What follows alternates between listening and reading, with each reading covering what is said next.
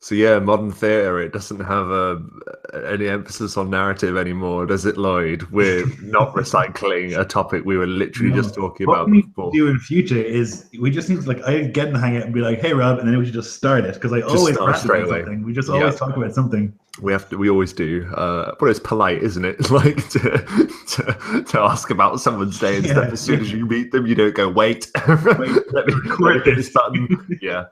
Record Um, the friendship. yeah, at every possible turn. Prove it. Welcome, ladies and gentlemen, to the Die is Cast. I finally bit the bullet.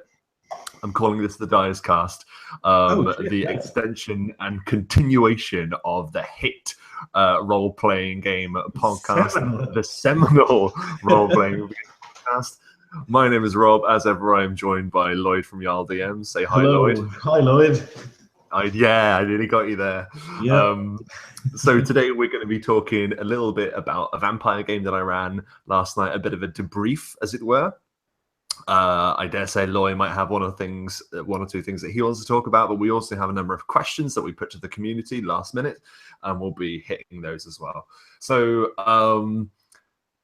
first of all, let's get underway then. Last night I ran a Vampire the Masquerade game. It's the first time I've ever run anything in the World of Darkness. For those of you who don't know, the World of Darkness is a setting published by White Wolf that involves vampires, werewolves, mages. You probably know what I'm talking about. But it's the shared world, which is very much like ours, but a little bit darker. And Lloyd was on to me for a little while saying, we should play Vampire, we should play Vampire. And I finally said, screw it, I'm going to run it. And it went ahead. How did you find the game, Lloyd? I really like this for lots of reasons. It's very different to normal games that I run or that you run or that I play in.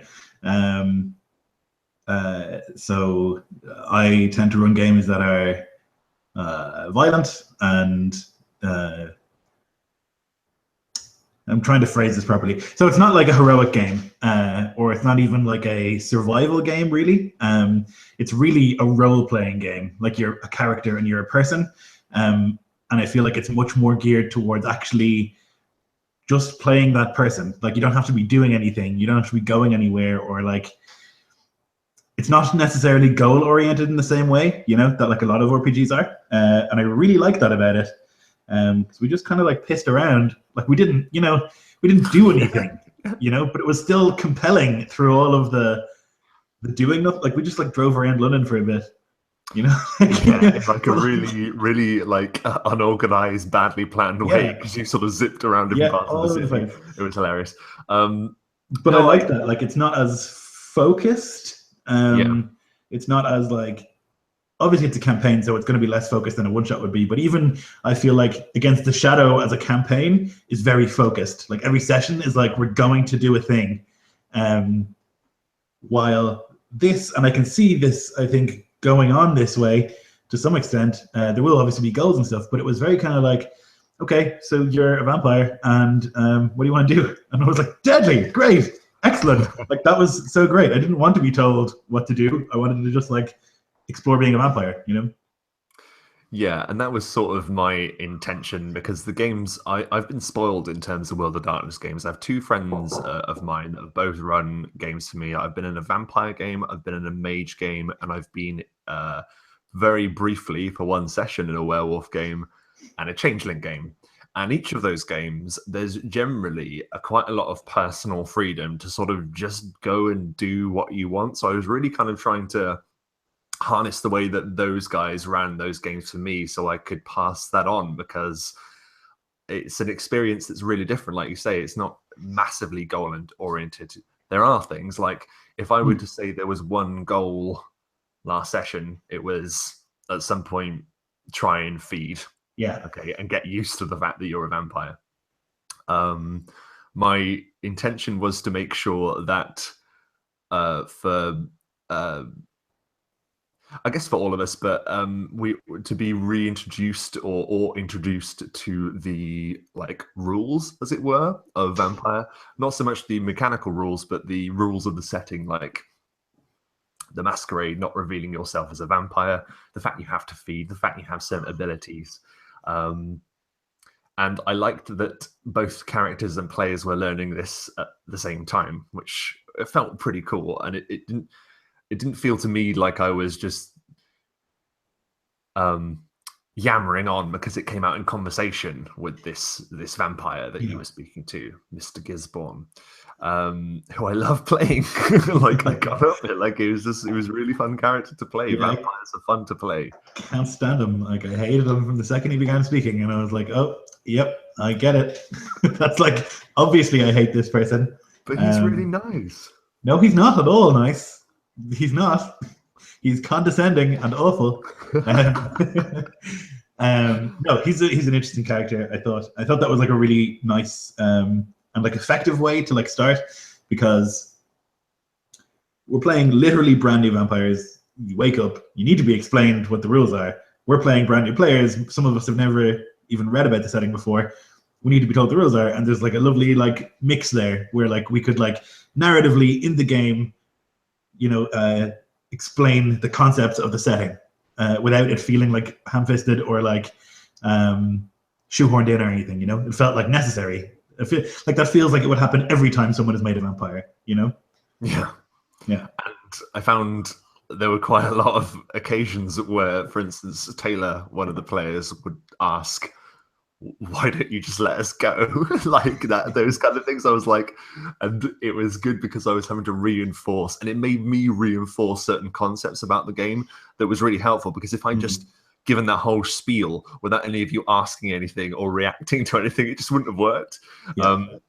So it's as much on you guys for asking really relevant and really good in character questions, like will I always look like this, for example, which really got me. Like there were so many points where I don't want to go into it too much because I'd encourage people to watch the game. It's not a very long game.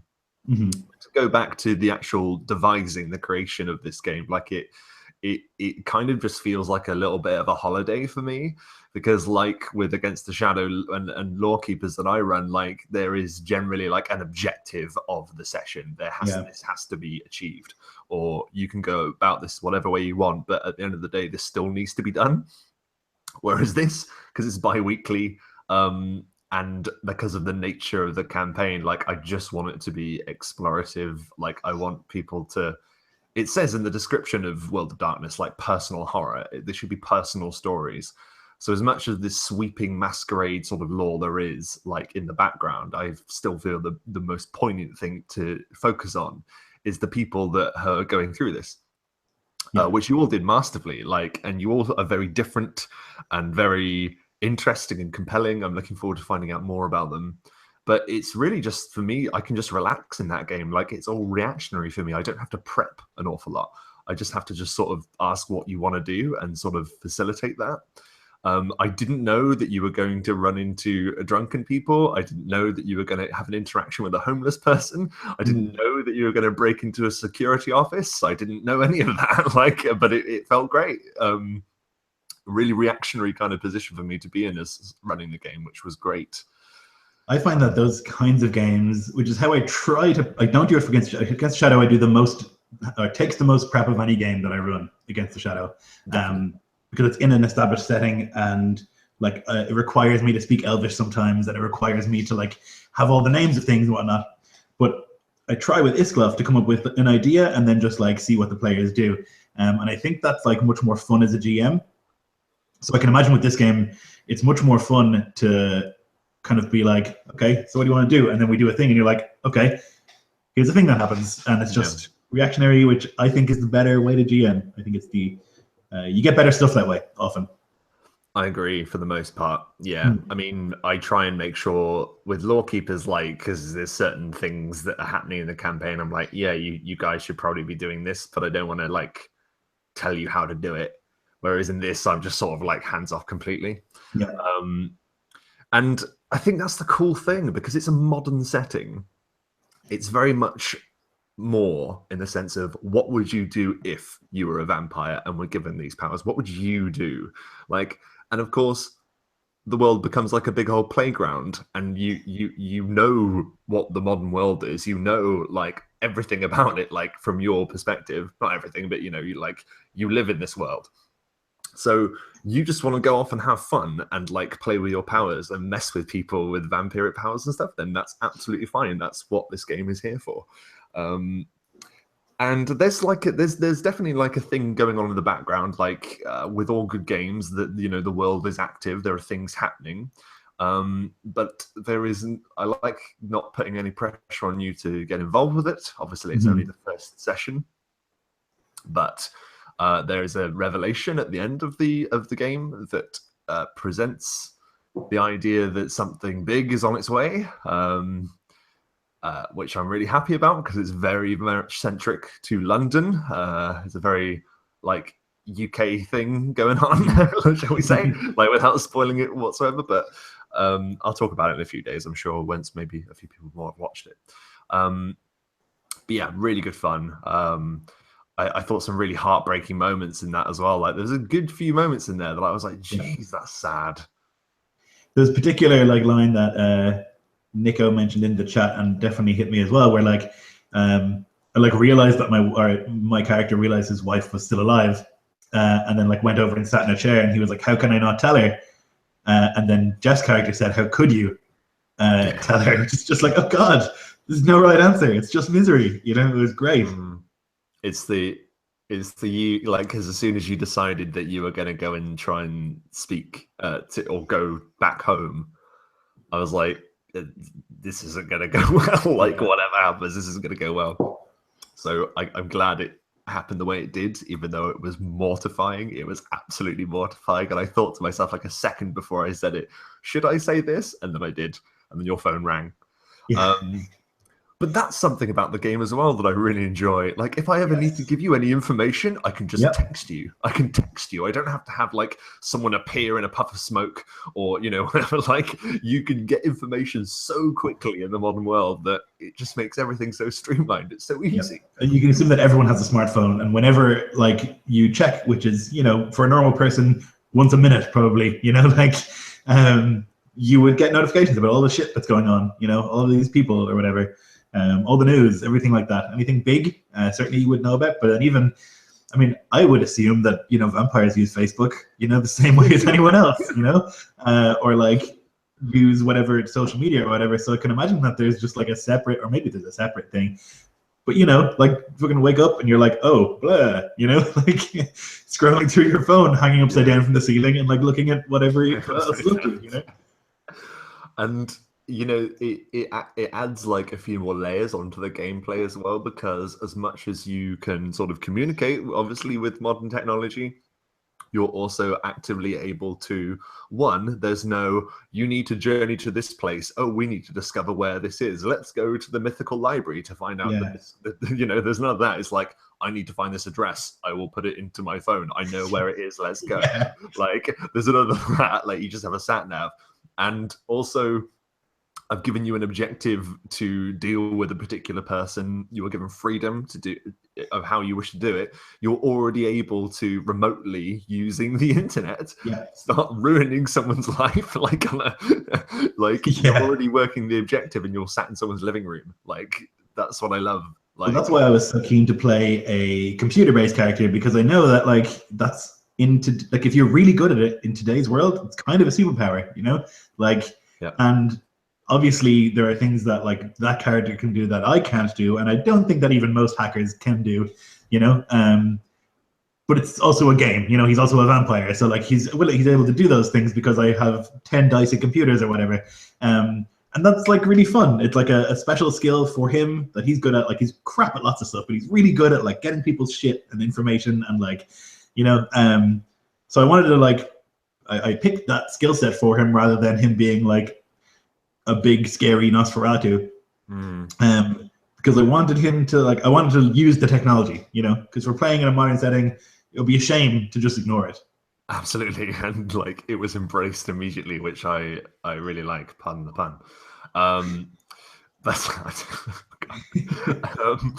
there were a lot of puns that, like, this is something that surprised me. There was like there was quite a lot of humor in last night's game as well that I just didn't expect. Like there was quite a lot of funny moments, but of course, I think I've had some of the funniest encounters I've ever had playing World of Darkness. Like, just because it's so you could put yourselves in these situations because it's a modern setting. Like, you can imagine talking to this fucking weirdo that's acting really weird, like the homeless person you're talking to, and you just like hold his hand for a bit too long or something. Yeah. It's like, what are you doing?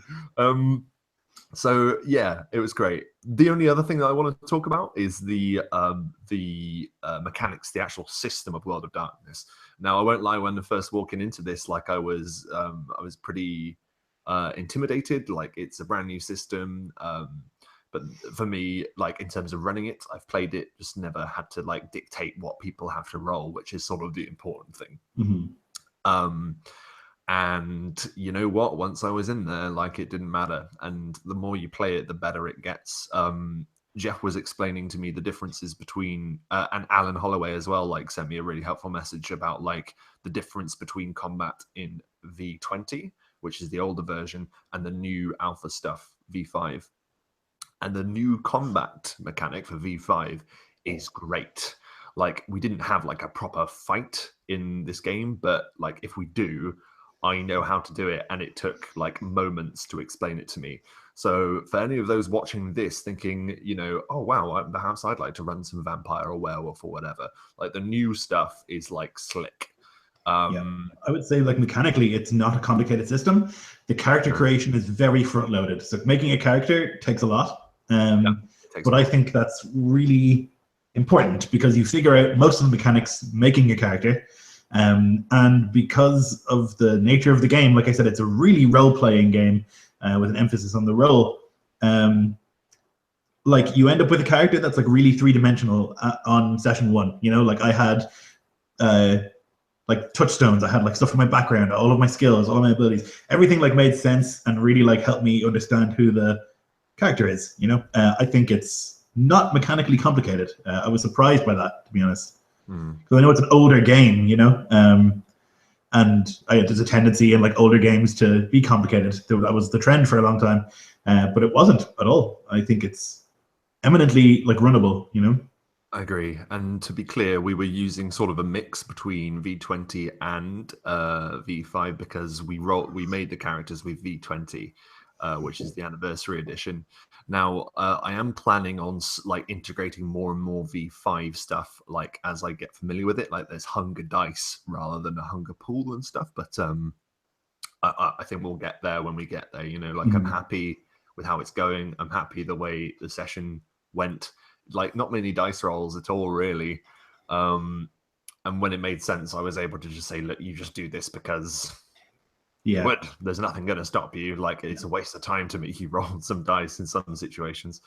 So yeah, overall, I really enjoyed running it. I had a blast playing a vampire. Like, you don't get to do that. Well, I haven't played a vampire for a very long time. And it was great. Like Lloyd said, these my players were equipped with really great characters from the get-go because of the character generation systems that are in this game. So I'd heartily recommend it. And if you don't believe me, go and check out the game that's on my channel because it's good fun. It was a really good fun session. So Lloyd, do you have anything that you want to talk about before we get into some questions? No, I just think that it was a really fun game. I really like the mechanics of the game because there aren't many, which is great. I think they don't get in the way. I'm probably going to run something in this, I would imagine, because it seems doable. That's probably it. Getting some questions, I guess. Yeah, so we have some questions in the chat and the Facebook. So I think we should start with the Facebook as that went up first. And I believe, let's see, the first question is from our very own Taylor Jeffrey, who says, how familiar should you be with a new system before you take the plunge and run it? Well, we just covered that, haven't we? I would say, whatever, just do it. I've done that a lot in my GMing career. I got Numenera, which is not a complicated game, but it's different. And I understood the basic mechanic, like the core mechanic, which was you roll a d20, and then the difficulty is something divided by 3. I was like, grand, okay. And then I just ran the game. And I didn't know the rest of the rules, and I kind of figured them out as we went. And then I just did that until I understood it. I did the same thing with the Star Wars Fantasy Flight game. I played in one session, and I was like, okay, that's complicated. Like the dice are not easy to understand. There's lots like there. It's a pretty crunchy system, I think. But I just like ran it, and I was lucky to have people in my games who had played it, and so I like ran the story. And then when rules came up, I was able to just be like, I think this is what happens, and then someone would say, yeah, it's actually this. Actually, mostly Andrew Knapp taught me how to play that game by being in my games and correcting me on rules. But I got there. I would say don't worry about system mastery. I think that's very hard to achieve, and I don't think with a new game you'll ever feel fully ready until you run it. Like you're never going to know all the rules. Like I have run hundreds of games of 5th edition D&D, and consistently I fuck up rules, or I forget some, or I realize that I've been doing something wrong for like 5 years. So I would just say do it, and don't worry about how well you know the system. Yeah, I can't really add anything to that. To be honest, you've been quite comprehensive. I completely agree. No, no, no. It's a good thing, man. Like, and we were saying it before as well. Like, it's good just to jump in. And I don't know if you find this, Lloyd, but when I'm running a session, like I think my brain works like automatically faster. Yes. It's like being on in front of people. Like there's a little bit like as much as you want to deny it and say, oh, there's no pressure in the gaming environment. As someone running the game, you do have a certain amount of pressure thinking I need to like resolve whatever comes up pretty quickly. And I think that helps. Not in like a bad way. I just think it's just helpful to have that kind of drive behind you. But yeah, you just got to jump in and you'll figure it out. And if you don't figure it out, end of the day, they're just guidelines. Yeah. Like don't record your first game, Which don't record your don't record your first or maybe your second or your third. Like just get until you feel pretty crunchy at it, and then you're good. Yeah. Sorry. So that made me laugh. Sam to Mercury says, is travel in most RPGs boring, or do most people just not know how to make it fun? I would say that travel shouldn't be boring in RPGs. I'm guessing in some games it probably can be, but I don't know. Like I think there are lots of ways to make travel fun. I mean, I have a few examples, but I think, Lloyd, go ahead. You run a system that deals with a lot of travel. Yeah, when I first started playing role-playing games, it was the trendy thing to do to just skip the travel, to just be like, okay, you're there. You travel for 4 days and it's a little bit cold, and then you're there. I used to do that all the time in my games. I don't do it now. I also don't use the rules though, or the mechanics for adventures in Middle Earth. Although I could, I don't use them because I think that they are too rulesy, or too much dice rolling going on, and I don't like it. So what I do is I pick the bits from they have like this table of things you might run into on your adventure, and I kind of go, that one will be fun. And I take the basic idea, which might be like a chance encounter, or you see a ruin of Middle Earth or something, and I like take that and I'm like, okay, where are they? And then I like realize where they are, and then I put some stuff in and I build it that way. I think that traveling is really important, and as an adventurer, it's probably what you do most. More than fighting, you're going to be traveling and walking, or riding a horse, or riding a train, or whatever it is. So I think it pays to invest some work into that. I completely agree. I see travel as nothing but an opportunity. I think if you don't use it, then you're sort of missing something from your toolbox. For example, absolutely, you can have an encounter when you're traveling, but some people, I don't know, don't like random encounters, or they don't like the idea of sort of putting a spanner in the works of the rhythm of the game. They don't want to have a lull where you're traveling for a while, and I can understand that. But if you're not going to have an encounter, allow that to be an opportunity for the characters in your game to talk. You talk a lot when you're traveling because otherwise it's really boring. So allow them, whilst traveling, to have conversations between themselves.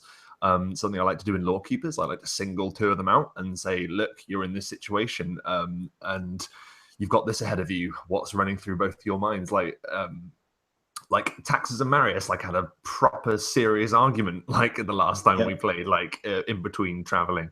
One time Locrius had this Azarax had a dreadful dream, a prophetic or sort of past dream of like the endless night and stuff. Like there's so much you can do, and it just makes great role-playing situations. And yeah, I would argue that like one of the most exciting sessions we had of Against the Shadow is you guys riding to Mirkwood, you know, and like there was no combat; it was just go. Yeah, it was probably the most exciting session that we've had. It was very intense. Doesn't always have to be like that intense, but like there's a lot you can do with travel. You shouldn't, I don't think, glance over it. I agree. And the last thing I would say is like even if something doesn't happen on the journey and you don't have an idea for what can happen or you just don't want it to, at least let them talk to each other to plan what they're going to do. Like this is something that I like saying is like what is your plan for the task that you have ahead of you? So then whilst they're traveling, that's a really good time for the players to have been thinking up of a cool strategy for what they're going to do when they arrive, so that when they reach the destination, they then can go straight into it and execute whatever strategy they have in mind. I think that the technique of just picking two people is really good that you do. I also think that like it's day 3, it's been raining for like 3 days, your boots are soaked, everything's soaked, and you've stopped in the cover of a tree, and you've lit a fire. Go. And then like if they don't want to say anything, they're just like, oh, my character's not going to go to bed. Fine, but you've given them the opportunity, you know? And if they don't say anything, you're like, Grant, next morning you go off again or whatever. But you need to be, as the GM, better at like dealing with this long silence than the players, because that's like the most powerful tool you have. If you just like present a situation and then mute your microphone and see it, someone will speak, you know? I completely agree. Yeah, absolutely. So I hope that helps. So the next question is from Tyler Hurst, who says, can you will build too much? Go on, yes. Rob. I've been talking a lot. Yeah, I think you can. Generally speaking, I will build to serve the game that is at hand, because I think that's the whole point. Like, you gotta serve the story you're trying to tell. You've got to come up with things that they're going to encounter, you know, the session coming up. There was a cool panel that I watched a long time ago with the D&D creative team that were talking about, like, you know, how adults in the modern world, it's more difficult to get people together to play games. So if you have a really good idea, make sure you use it quickly, because you never know if your game is going to disintegrate or people are going to leave or, you know, something's going to happen. And you know, obviously that's quite a negative way to look at it, but also there's the reality of, you know, real life getting in the way. Like there's no point in you creating this colossal world and you invent this amazing backstory about a kingdom to the east, but your game is never ever going to get there, like at least like within a couple of sessions, you know. Like it's always good to do, and I don't think there's any point in sort of putting a stopper on your creativity. And if you want to make, you know, massive worlds and pour massive amounts of detail into it just because you enjoy it, then that's great. But never forget that at the end of the day, the reason you're doing it is to run the game. So your emphasis, in my opinion, should be in that particular, you know, in that particular area. Yeah, like Iskloft's a huge map. Enormous, but it's all kind of blank. I've put in like 3 cities or something, I think, in Iskloft, and there's regions. But other than that, it's all very, very sparse. And that's deliberate, because if I want to run a game, I don't want to have to like consult my own map to figure out what's going on in that place. I want to be able to make it up whenever I want. I'm going to be running a campaign soon, and for the first time, I've like zoomed in on a region and I've put in villages and names of villages and stuff, and like named the Jarl there or whatever. And that's enough for that campaign. I don't need to do all the surrounding area and all of the continent and how many rivers there are and what kind of lumber there is, and like it's not important, I don't think. If you need it and it comes up in a session, just say, I don't know, I'll figure it out, and then do it for next time. Yeah, I think You feel what's necessary. you make a very good point in continuation to what we were saying about reactionary play. Also, I think if you will build too much, you're sort of then putting yourself in a box. It's like drawing a complete map and not leaving the edges blurry. Like you Yes. always want to make sure that there's room for more or other things. And yeah, absolutely, you can retcon certain things, but for a more fluid experience, just give yourself some room to play with. And yeah, I don't think you can go wrong. So hopefully that answers the question. Let's see. Baptiste says, "How do you organize yourself when you run a campaign, keeping NPC plot notes, etc.? How do you organize yourself?" I don't really. For Against the Shadow, I have one very long Google Doc that's basically laid out in session 1 and my notes for that session, like my prep notes. And then I'll use that for initiative. I'll use that for enemy stats. And then when that session's finished, I might write 1 or 2 things in there that are like vital. And then the following, like the day of the next session, I will sit down and I will write session 2, and then I will write another thing. And that's it. Like I don't do a lot, and I think you shouldn't either. Yeah, like I think you might, I don't know, maybe come to the wrong people, but I don't do an awful lot either. Like I spend, well, that's a lie actually. Like I spend a month thinking about what the next Lawkeepers session is going to be. I spend a lot of time thinking about what it's going to be. So I suppose I could say my prep is done mostly in my brain, but when it comes to the session, I then open up a document and I just whack everything that I would like to sort of be present in the session in the document.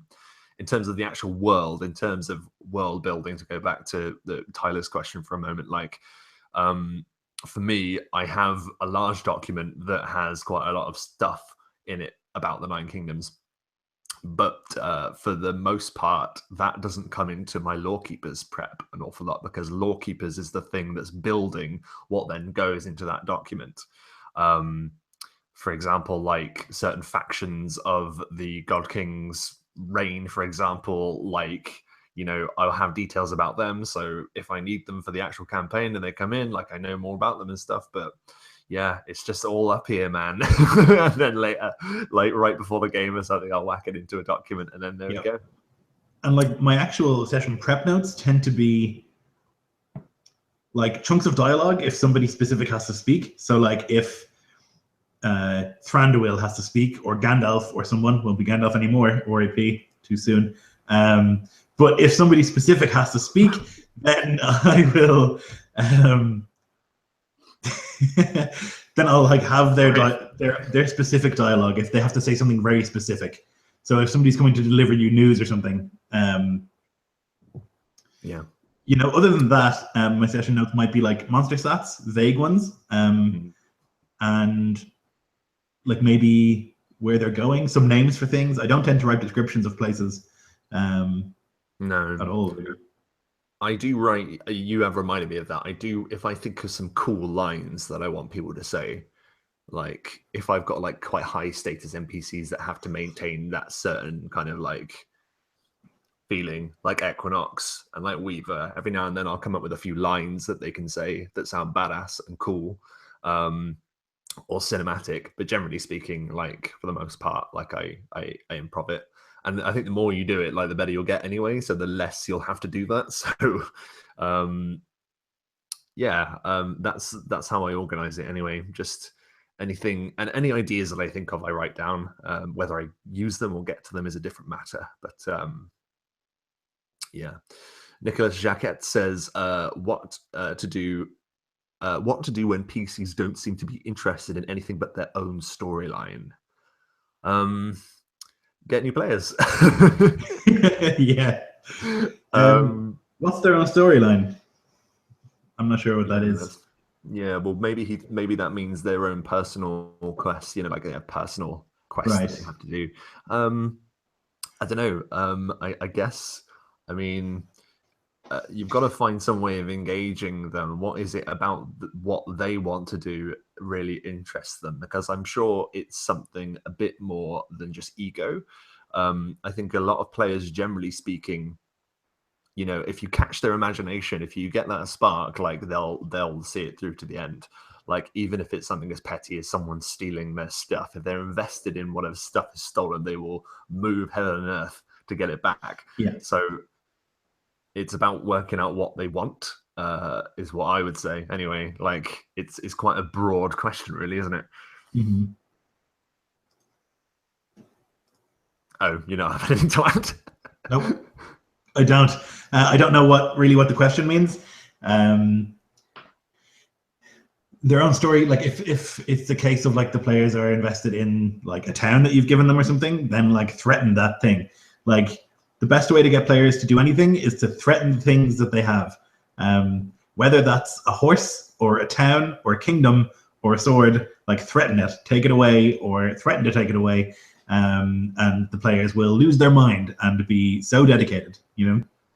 So, in short, Nicholas, threaten your players. Yes. Threaten them. Send them terrifying letters, like, you know, leave a rabbit head in their fridge, put bread in their shoes. Just wait and see. Bread in their shoes. I don't know, man. They're like, that'd freak you out, though, wouldn't it? Like, Wouldn't it? You'd be like, why is there bread in my shoes? What is that? And Corey says, for our last Facebook question, and then we'll move to some of the chat. How do you control your table when you have 6 players and specifics are going on? Someone's just messaged me, so it blocked the question. Here we go. How do you control your table when you have 6 players and specifics going on? Say with a rogue who wants to stealth and scout, so you focus to him, then come back to the table, and it's just crazy, losing game time. Yeah, like, to be honest, the way that I do that is that I allow each player to have their individual turns in and out of combat. Like I always make sure that I ask someone what they want to do, and to take in turns. What do you think? It's a tricky one. I like run a home game and have for a long time. I have 9 lads who would come over every week, and we would order a takeaway, and they would smoke weed, and it would just be like this raucous sort of like beer and pretzel game. Manageable. Like I guess it's like just your interpersonal skills and like your. I mean, maybe it helps being a theater teacher and like a teacher of young people that I'm able to like notice when people's attention starts to drift, and then like notice those indications and then ask them a question before they vanish, you know, into not paying attention. I think that maybe is helpful. But I would say that like just keep everyone involved as much as you can. I think the turn thing works really well. So even if you're not in combat, make sure that you're going around to everyone, sort of giving everyone equal spotlight time. That's if all the players are equally invested, right? So like when I ran my home game, there was like 2 players who just were there for the crack and were there to hang out. So they didn't really want to play the game as much. They just wanted to like roll some dice and hang out with everybody else. I guess it depends on the table that you have and who's there and how invested they are. But I would say generally, call on people frequently. If you see their attention fading, ask them a question. Yeah, I think that's like the best advice you can give. Just keep asking people questions, and like if it's a case of them talking amongst each other and not focusing on the game, maybe ask like about how invested they are. If they just hang out, then that's, you know, something you'll have to accept. Like you don't want to exclude people, and especially if they're still having a good time. I think at the end of the day, as long as they're having fun, you're having fun, you don't need to worry about it too much. But yeah, if there are things that you want to have happen in your game and you're not loving like the level of concentration, then talk to them about it. You know, just say, look, is this what you want to do? Like, we can make this different. It's all down to what you want and what they want, and working out what that is. So yeah, good stuff. So I'm going to quickly jump into the chat on the old YouTubes to see who we have. We have Baptiste, we have Jeff Doty, we have Gavin Walter, we have Kristen Logie, Tommy Dude, T the Writer. Hello, everyone. So Kristen says, yo dudes, watched the Vampire the Masquerade game today. It was awesome. How did it feel to play in a modern setting where you both seemingly prefer regular fantasy settings? Well, we talked about that a little before, but I can just say that, I mean, generally speaking, I do really love fantasy. Like fantasy, is something that is always something I've always loved. But I mean, I liked that this was a refreshing change, and it made the game easier to run. Weirdly, because it was in a modern setting. I don't know. What do you think, Lloyd? So I think as a GM, it's more challenging because the players have more options. Um, like instant communication is amazing. The ability to like find out any piece of information they possibly need. Um, Yeah, that's like fucking, that's like a ninth level spell. Google is a ninth level spell. Like to be able to just find it whenever. So there's a bunch of stuff, and like also having a car, being able to travel like really easily and things like that. That's like all, and like you're not going to have survival problems, like in Isloft or Adventures of Middle Earth. So I think it's a different kind of game. It's not, the challenges are totally different to a fantasy game. I really like it. I think it's super interesting and very it different. is. It's just different. Yeah, it's not that we Yeah. prefer it. It's just that it's different and it's a different kind of game and you operate differently. Jeff, who joined us in Vampire the Masquerade, says playing in a modern setting was super interesting. It was refreshing to be able to speak naturally. That's a good point. With all the modern slang, etc. It won't replace fantasy for me, but it's awesome to explore. It's right. Yeah, you don't really have to sort of. You can just talk. Like, I know some people play like that anyway, but that's a good point too. Batsy says, so sandbox is how? What sandbox is how? Jeff continues and says, yeah, I love that our intro to the campaign was, you're vampires, deal with it. Okay, talk to you later guys. Hey, you should probably, bye. Yeah. Kristen says, oh, that's just he's talking to Jeff. Tommy Dude says that's the best way for Vampire the Masquerade game to start. I'm pretty sure it's how the Vampire the Masquerade video game started. That's right. It does have a similar start in the sense that you've been turned and you're being, things are being explained to you for the first time. Absolutely. But it just makes sense. It's just a good way because it's introducing people that don't know into the world. If you can get that game to run. Bloodlines notoriously buggy. T the Writer here says, thanks for your help with the project, Rob. Everything turned out great. Oh, that's great. For those of you interested, go over to T the Writer's channel soon. He's posting a new Ocean Rim video about a campaign that he ran, and I did a voiceover for it, sort of like a prologue thing. So if you want to see me do some of that, hop over there. Let's see. Are there any actual questions in here? Yeah, we'll do some elevator music. Okay, here's a question. Yeah. What would you say is the most dangerous thing about a vampire? The most dangerous thing about a vampire, the fact that they've lived so long. I think. No, that's a cheat answer because obviously the longer a vampire lives, the more powerful they can get. But it's like the elf thing that you often talk about, Lloyd. It's like if you've lived like a dozen lifetimes, or one lifetime you can devote to learning how to be good with a sword, another how to be good with a bow, another how to be, a genius sort of financial marketplace person. Like you could become like the best lawyer in the world. Like you could literally dedicate your time to becoming the best at everything as a vampire, and then you add superpowers on top of that. Like it's terrifying. Yeah, I agree. I think they're like apex predators that live forever. It's just a horrifying concept. Yeah, was that your question or did you get that from the chat? That was from Gavin Walter. Oh, nice. That was a good question. Let's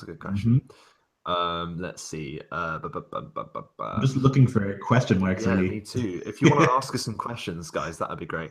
Baptiste, Caius. Hey, Caius, how's it going? There's no questions. I'm not just going to read your conversations, guys, as much as and as fascinating as they are. Let's see. Tommy Dude says, I think the weirdest in between of too much world building and not enough world building would be doing something like a Fallout or a Wasteland 2 inspired world. You want there to be pre-war, pre-apocalypse computer terminals or notes or scenes, but your players might not be interested or far too interested. So you like introduce some modern elements, but because it's an apocalypse, those are limited. Yeah, that's a good point. That's a good way of sort of having that modern sort of spin, but obviously limiting it slightly. Chris from Drop Dice says next die is cast drinking game rule. When Rob says whack, drink. Do I say whack quite a lot, Lloyd? Yeah, you're always whacking things in the chats. Oh, I'll whack that in there. Yeah. Whacking Oh, things in the okay. document. The Whack, previous whack, one whack. was whenever I say gnarly or awful, which I do say a lot of, I think. You do. I used to say to be honest quite a lot, to the point that it started annoying people in my friendship. Going, well, to be honest, it's like, why would you not be? I mean, if you want to go blind, you drink every time that we say the word like. Then you would lose your mind. Like quite a lot. I remember editing the Dyers cast, like when we were doing it as like just a podcast, and I would actually edit some of them out. I'm just saying it right here. Like we would say like and quite a lot. Is you. It's your fault. You say loads, and now I say loads. Like, yep. It's a natural thing when you speak to someone a lot. You take on their phrases. Maybe I gave you like them, perhaps. That might possible. Be it's very Dublin to say like a lot. Oh, okay. Fair enough then. The Chaos Candle says, is this D&D stuff? Some of it, I guess. Yep, partially. Come on. Caius. Thank you, Caius. Good Lord, a question. What's your guiding rule about how much info to give to players? Do you on the too little or too much? I have an answer. What about you, Lloyd? For a one shot, too little is better than too much, I think. For a campaign, I also probably think too little is better. Keep some mystery to the thing. Give them enough to like make a character that fits, but you don't want to give too much away. Yeah, I mirror that, to be honest. Like, I know it's boring, but like I like having there being quite a lot of mystery in it before the game. And in terms of starting the game, as we've discussed, this vampire campaign, they have access to Google, which means they'll be able to find out an awful lot. It just happens that, I'm dealing with societies that might not share all their information on Google, but we'll see. Yeah. Where are the vampires? Where are all the vampires? You can just Google it. Will Finazzo says, how do you handle characters amassing power in the world? Because I know players have a habit of amassing followers and thralls in this game. Lloyd, I think this is one of yours. It's a good question. So I haven't done it in World of Darkness, but if you're talking about a fantasy game, start small. I mean, there's like a thing that happens a lot, I think, in traditional D&D, because you acquire lots of gold and have nothing to spend it on, really, particularly in 5th edition, because you can't buy magic items in the shop like you used to be able to. So what you can do is buy land and buy buildings and buy things like that. So I think that I would handle it by letting them or encouraging them to like put down roots and like invest in a place. It's really great for them because they get to like take care of this place and grow it and like get to have people call them Lord. And then it's great for you as a DM because if you need anything from them, you can just threaten to burn that place. Like if an army comes there, they will lose their mind. If someone is sick in their village or like there's a plague that goes around their sheep, it's heartbreaking. So I think like that's the easiest way to do it. Yeah, I really like kingdom building stuff, and I'm kind of looking forward to that because Lloyd is going to be running an Iscloth game soon, and I'm looking forward to developing sort of power. Well, if we get there, we might die. That's the thing about Iscloth. Like, we might just die. But that's something that I look forward to immensely, is the amassing of followers and power. Because you're right, it is a reward in itself. Like you're then like able to have a bit more sway with what happens in the world, and the more that you're achieve and are rewarded, you then get to influence the world more because you're gaining more power. Which I think is like one of the big sort of draws for role-playing games anyway, like is to like have influence on like the world that you're operating in. That's what leveling up is, isn't it? Yeah, definitely. So Yeah, it's nothing but a good thing. Drop Dice, Chris Waham says, how much of the other parts of World of Darkness are you planning on including? Seems like another faction will be present from the discussion from Lloyd's character and the NPC about the royal family. What I will say, Chris, is one word: everything. It's the World of Darkness. It is a setting and it has all of these things in it, so you can pretty much guarantee there's most of them are going to be around, whether they're apparent, whether they're up in their faces, or if they are, hidden, then is yet to be seen. But I'm a big fan of the setting. I've played in a few of those games. I know how the others operate, and for those of you know what I mean, then you'll know what I mean. So we'll see. We'll see how it goes.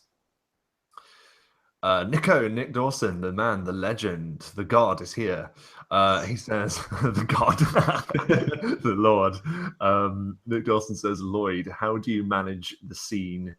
How did you manage the scene Rob put you in, looking through the window at your worried wife? Yep, that was hard. He continues. At what point do you stop dredging the psychology of your character in favor of continuing onto the next scene? And also, how do you decide what elements of grief and shock to display and what to ignore in favor on moving on in the game? Those are great questions, man. Really good question. Really hard to answer. I think like the reason that I moved on was like gut feeling as opposed to anything else. Like, I think that that character actually would have just gone into that house. I think that's like I can't imagine being in that situation. Like someone that like your daughter and your wife who you adore, and then like them thinking that you're dead, and you have to like watch that. I can't imagine anything more awful. But I guess he was told that if he like interferes with them, that they'll die, and he doesn't want that either. He wanted to like the plan that I had for him was like to go there and like see them sleeping maybe and to like leave a note or something, something like that. But yeah, she was awake and it was awful, and so he just like stood outside like feeling really powerless, like unable to do anything to help her. So yeah, it was difficult. I think like I then, rather than wanting to stay there for like 3 minutes talking about how miserable Donica is, or like how hard that is for him, I just like did the thing where he like was crunching the windowsill with his hand and then moved on and didn't want to talk about it, because I think like that can come up later, and it will come up later, but I didn't want to spend tons of time on it because it was session 1 and it just like felt like it felt necessary to go there, like that's the obvious thing that you would do if you were that character. But it also felt necessary to not stay there. Yeah, and I think you handled it really well. Like, I think you devoted the right amount of time to it as well. Like, you weren't self-indulgent about it, but you got across, obviously, the feelings of what someone going through that would. The thing that I was certain of is like, well, if you go, then obviously she is going to be awake, because who goes to sleep when their husband is like missing, like hasn't come home, hasn't like answered the calls, like you'd be worried. So there was that as well. But yeah, like I think that that's the thing. It's a campaign. Like there's going to be this, and it hurts me because like I said it and I was like, oh my God, that's a horrible thing to say. Like I felt horrible doing it, but that's the nature of the game. It's about personal horror. It's about losing things that is part of your life once and it isn't anymore, and coming to terms with that. Grayson says, my home group is hit and miss in regards to role play. They enjoy the game, but 50% of the time I offer up role play situation and they don't take the bait. Do you have any advice for this? Well, I think 50% is pretty good, actually. Like, I think that's spot on. I'd say it's better than most games out there. I would say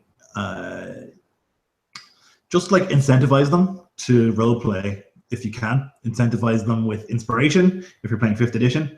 Incentivize them with items and rewards at first. Or like if it depends. If they're more into mechanical rewards, then give them those every time or sometime. Like it's like Pavlovian response, right? It's like if they just do the good thing, give them a treat, and then if they don't do the good thing, don't give them the treat, and they'll figure it out. And then I think it becomes natural for lots of people to like. It's kind of a hard sell initially to be like, okay, don't talk like you're Lloyd, talk like you're this other person. That's hard, but it gets there. It Yeah. does. And yeah, like you were saying, like 50% of the time they're good for it. Like, just build on that, build what you already have. Like, again, what we were saying before, work out what it is in particular that they're enjoying about it. Like, for instance, me and Lloyd really like in character conversation and conflict and debate. Like, so if you throw that at us, we'd really respond because we're interested in that. So it's about working out that kind of thing. Well answered, Lloyd. Very good. Jeff says, some of the moments in Vampire were super heavy emotionally. Is there a limit to how serious, heavy a game should be versus humorous, action-packed, etc.? How do you balance the mood of the session campaign? I think it's about, for me anyway, with the Vampire one in particular, like it's acknowledging that even if it's slightly outside of the game and not in the game, you can acknowledge that there are some moments that are funny. I'm just like the fact that Lloyd's character has become this horrendous monster of the night and is kind of getting annoyed at the fact that two of the other characters are talking about the way they look and stuff. Like, undeniably funny, as tragic as it is. Sometimes the best thing you can do is laugh. It's healthy as well, I think. Some games don't call for it. Like, for instance, if you're running an Iscloff game, sometimes you're not going to laugh for the whole session because the whole point is that it's an endurance test. Like it's heavy and emotional for a reason. There's just a tone you can pick. If you want there to be humor in your game, laugh at something and people will follow. Because I laughed a lot last night, because there were some really funny moments in it. Like genuinely funny things happened. And again, it's because you're just in like this mad situation, and I think it helps that it's being in the modern world. You're like, what would you do if something was actually happened? Like, it's crazy.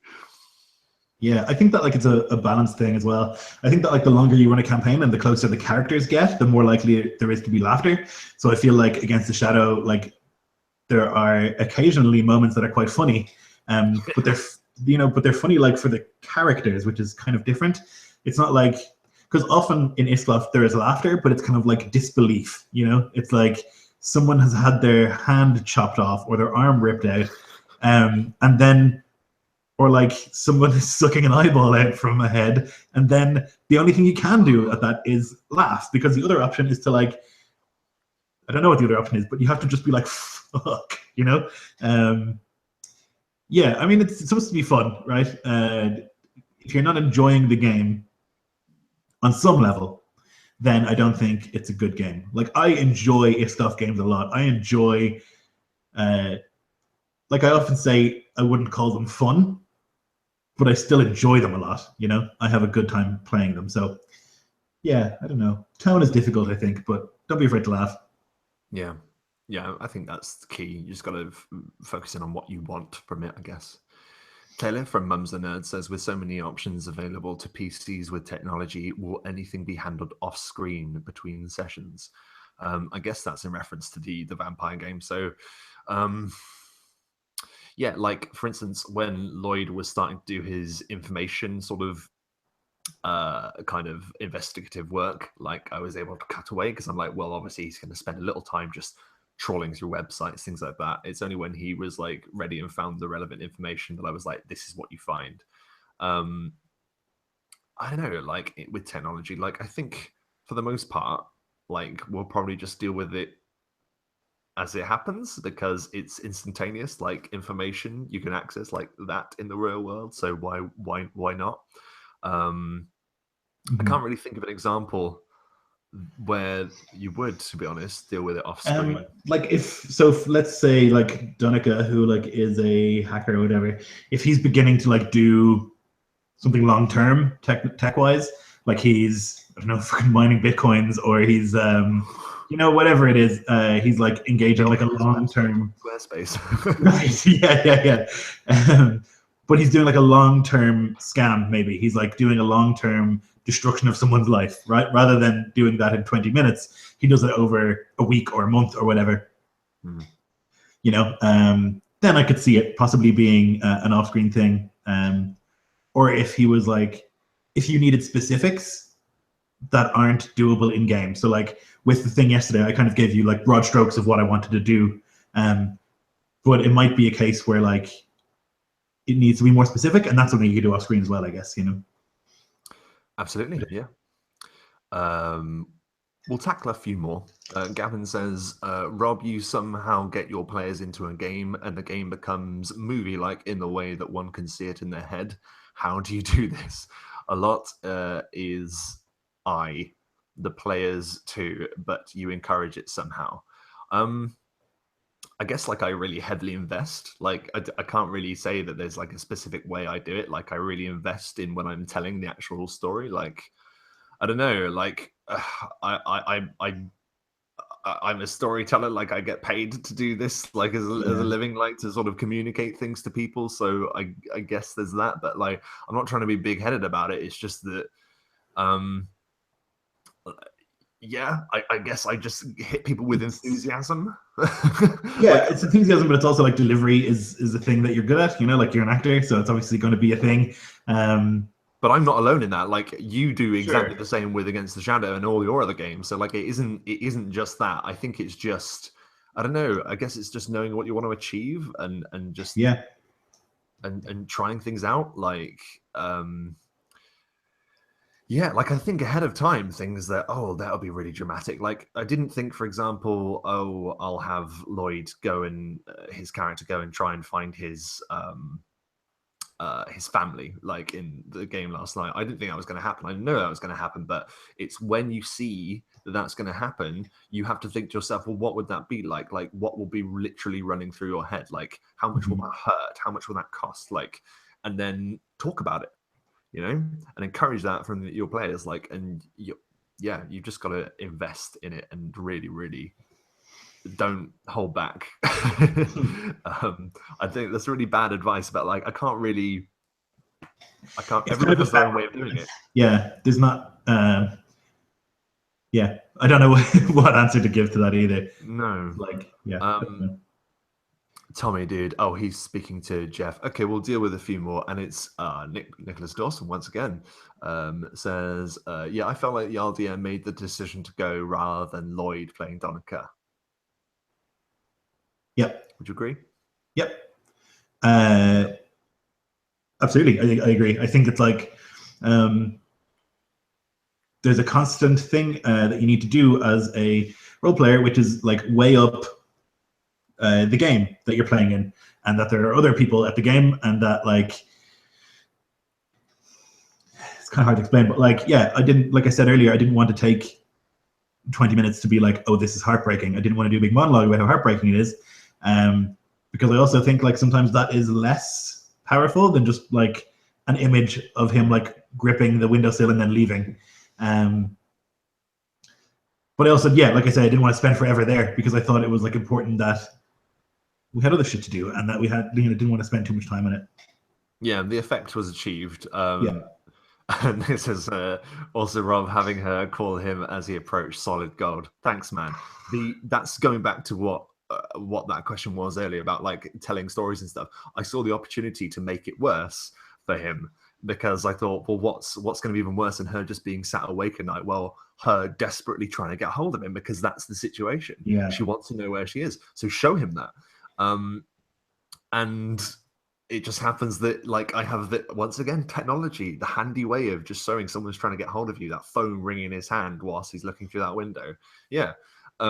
And I didn't plan that. I didn't go into this game thinking this is going to happen. I just jumped on it, and it's about jumping on those opportunities, I suppose. I can't really explain it. Yeah. How many more do you want to? Do you want to read some, Lloyd? Sure. I don't know how many more you want to do, or. Phone call was genius, extremely powerful scene. Rob Barkley, hello Rob. How would you go about setting up a scene of despair?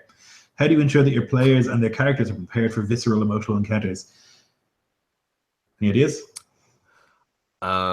So how would I set up a scene with the despair? Well, I think we talked a little bit about it just now. I mean, if you want to talk about despair, you should really direct that question to Lloyd. I guess I ran that funeral session recently, and that was a session of sadness. I don't know if it was despair. I think it was like a saying goodbye thing. I don't know about despair. I think like, yeah, it's kind of hard. I'll tell you one thing. I'll tell you one thing. If we're going with it against the shadow example, was one of the enemies approaching us and saying, "Oh yeah, by the way, that friend that you just lost, yeah, he was a coward, and he actually told us everything. Like as soon as we interrogated him, like talking about something they care about and saying, look, yeah, we just destroyed this individual. We've made them nothing, and it was pathetic. Like." Making your villains are a really good way of inciting despair because they're the ones that are trying to undo what you're trying to do, I suppose. I think like a hopelessness is achievable as well if you're talking about Middle Earth, in that like you've defeated that Warg king, right? You defeated him and his band of orcs, but one of the orcs got away, and you can assume that in a day there'll be more. You know, there's no like martial victory against Sauron. There can't be, I think, you know, and I think that like the characters know that, but like you can hammer that home by just like never giving them a win if you want to. But I think that breaks characters and it like makes the game less fun in a way. Like even in Iscloft, the players need a win every now and then, you know. Yeah, absolutely. Like it's give and take. It's just when those moments do like show themselves, don't be afraid to twist the knife, you know. Yes, because you'll get a lot of return from that, like because again you'll make people care about it, you'll make them think you've taken this from me and now I want to make you pay, or I want to resolve the situation. It will give them motivation. Taylor says, Rob, I'm never prepared. I don't think Isclov, Vampire the Masquerade, any of it is always gut-wrenching. That's a reference to like how do you prepare your players for a visceral encounter. I don't know, I think that's the player's job, to be honest. Like if you, I don't know, I've talked about this a lot, but like in terms of like I'll put a disclaimer on my game, and I always will, if I put an interest post up for Iscloft, say that it's miserable, brutal, violent, you know, hateful, like it's not a good place. And if you come into that game and aren't prepared for that, then that's your fault and not mine, you know. Totally, yeah, absolutely.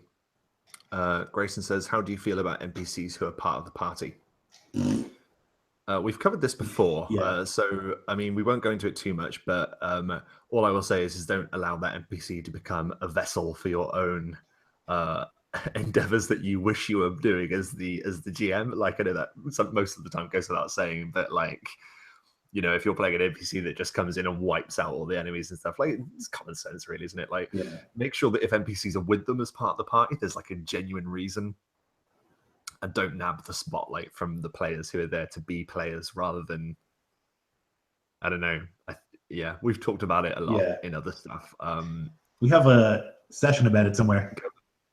We do, and I am planning, as a point, because this has now become the Dyer's Cast, I am planning on sort of putting up a playlist, because some we record on Lloyd, some we record on mine, so there'll be a playlist where it will jump back and forth between mine and Lloyd, so you know where they all are from this point on, hopefully. Jeff Doty says, in regards to cinematic delivery, it's really a lot of practice and conscious effort, practicing narrating, and be energized and enthusiastic during the game. Know what you're aiming for and go for it. Yeah, like I think it's about like looking at like certain examples, like in films or TV, or certain ways that people tell stories. Even comedians like is a good way to go about it, because it's like showing how you can dramatically reveal information for like a certain effect. If it's a joke, if it's like I mean, my channel Performance Check is supposed to be all about this, and I'm really like going to write like how you're supposed to do this, but sometimes it's literally just about, like Jeff says, like know what you're going for and practice, and think about like dramatic beats, I'd say. Like watch all of my villains are a combination of Saruman and Gandalf. Like they all speak that way. I like take the way that those actors speak, and that's how all of them speak. Then not like in the voice, but like in the rhythm, you know, and the delivery and stuff. And that's like really powerful. Although those are cheat codes. Like find actors who you think sound impressive. Like find Tywin Lannister, watch him, and then just be like, "Yep, I'll speak like that," and that's a villain. You know? Yeah. And you don't have to put on the voice. You just think No. about, well, how would they act? Yeah. You know? And don't be afraid to like just describe what they're doing at the same time. Like if you like, for example, if you're trying to be scary, then generally speaking, if someone's saying something terrifying, it's really good to show them doing something that shows that they don't really care about what they're saying. I'm just trying to think of an example, like cutting an apple into pieces whilst they're talking to you, eating. Mm-hmm. They're eating, or they just seem really happy about the situation. Like, don't always go for the obvious, like the mustache twirler, like when you can, I think Tywin is introduced, and he's like, there's a deer. Is that what it is? He's like skinning a deer. Skinning a deer.